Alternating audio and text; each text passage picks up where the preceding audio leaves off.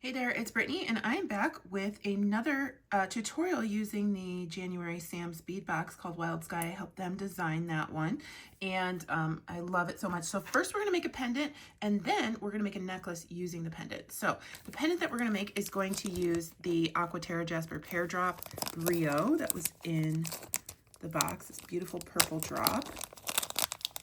And then we'll also be using the Sun Coin in yellow. We're using 4 of these little spacers that were in the box and 2 of the pink fire polish beads. You'll also need some wire. We're going to use some 24 gauge wire. So we're going to take our 24 gauge wire and we're going to stick it through the top of our pear brio. You can do so many different things with this pendant, but I really liked how this looked and it made me think of a mountain and a sun. And I put my wire through my pendant. Then I'm going to take a cube on either side, put that on, then put on a fire polish and then one more cube. And I'll do that on both sides like that.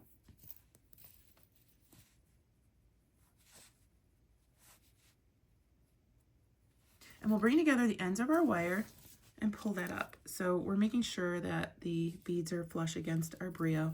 And then we're going to stick both of those wires through our sun piece.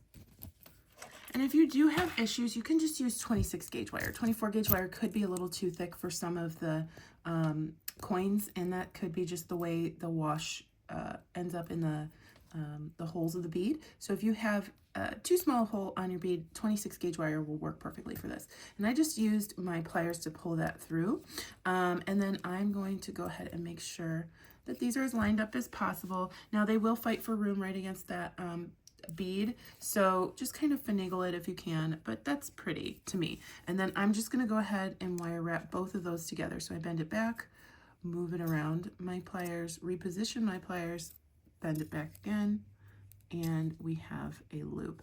And I'm going to keep that on my pliers so that those don't get squished, and then I'm just going to pull those around. Okay, so there's my pendant, and then I'll just trim off that excess wire in the back. There we go. And then just use some pliers to tuck in those ends so they don't get caught on your skin, on your clothing, and we're good to go. So there's our pendant. Isn't that pretty? And you can just hang this on a chain, but we're going to turn that into a necklace. Okay, so we're going to be mainly using the pink and purple selections from the box, but we're also going to be using these gorgeous yellow and orange beads, and potentially some of the seed beads from the matching mix. These did not come in the box, but they're available at samsbeadbox.com. I'm also going to use these little stars and some of our spacers. So let's get started. We're going to grab our spacers, and I'm just going to use some bronze stringing wire, but you can use whatever color you have. There were some matching soft flex spools available at Sam's Bead Shop. First, I'm gonna start kind of start halfway through the necklace most of the time, but I'm gonna put on an orange bead, and then I'm gonna immediately put on one of my stars. So I'll put on an orange bead, a star, one of these melons. I loved these melons, one of my favorite shapes in the box. Then another star, an orange bead, a pink bead, and a little fire polish, and then a spacer. And then we're going to slide on our pendant. And I am going to repeat that pattern, melon, star, and then an orange bead.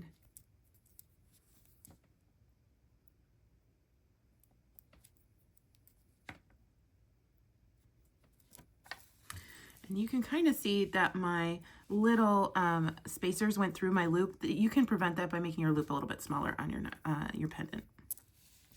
That's okay. That'll rest in between those when it is on. So that's a really pretty start to this necklace. And then I'm going to use these orange beads in conjunction with the pink and purple beads going up the necklace. And then I'll probably space with either our squares or some of our little seed beads. I just need to pick which color, and then we'll finish the back off with a clasp. I think the major design here is with our beautiful pendant and our stars in the front. However, you can add in as many charms as you like, as long as you have more. There were other charms in the box as well. Yeah, I'm going to use one of the cubes, and I'm going to put on one of these little flowers. Then another cube, an orange bead, and just make sure you're keeping the same amount of beads for the other side that you're using on the first side if you're not doing it all at the same time or like in sequential order. And then I'm going to put on one of these marquee beads. Oh, we need a spacer there.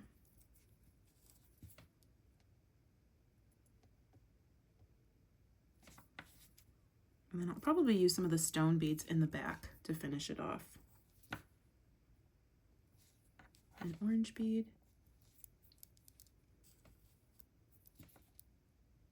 And then we'll go into another flower.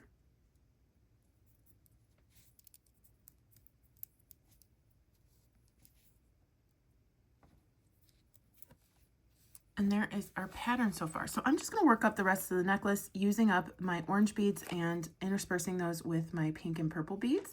And then I'll show you how to finish off the back and whether or not I use some stone. Okay, so I actually ended up having perfect amount of check glass to finish this necklace. I used 20 of these orange beads, 6 of the melons, 8 of these flowers, and 4 of the marquee beads, and I just went in the same pattern up to the back, and then I finished it off with 2 fire polish beads. Now all we have to do is add a clasp. Okay, I'm going to put my clasp on my jump ring. You'll need 2 jump rings, a clasp, and a couple crimps, and close that up. And then this necklace is reversible, so it doesn't matter which side you put your clasp on. I'm going to go ahead and put my crimp on my wire. Then my clasp, and then come back through my wire, or my crimp, and we'll move that down. And then we're going to make sure that our wires are not crossed, and then we'll crimp.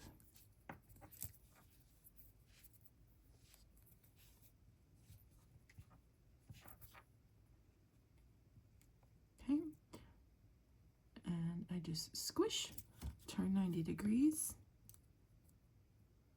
Squish again, and squish one time. We're not pushing too hard here. We're just making sure it folds. And then I'm just going to hide that wire in a couple of these beads.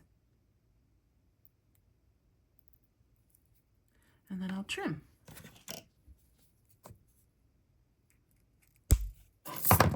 I'll move everything down. But we want to make sure that when we crimp, it's not in like a long straight line, because that will it won't work. And if the tension isn't right, it could potentially snap and or just lay really funky. So we just want to make sure it's like in the shape of a necklace while we're crimping. Grab your second crimp tube or crimp bead, put it around your jump ring. Pull that back through. I'm going to grab my tail and my jump ring and pull. Again, making sure all the excess wire is out, all our beads are against the other side. And pull.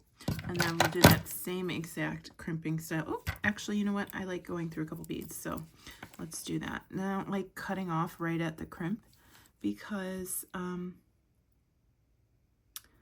just doesn't look nice to me, but you can. And I'm just going to come down through a couple of these beads.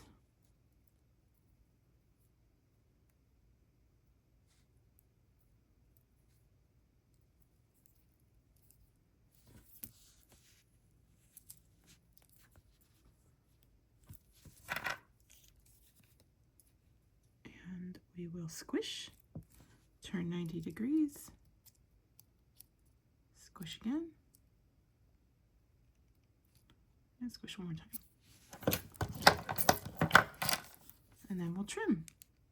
Of course, I'll include photos of this at the end, and then a video of it on my dress form my mannequin.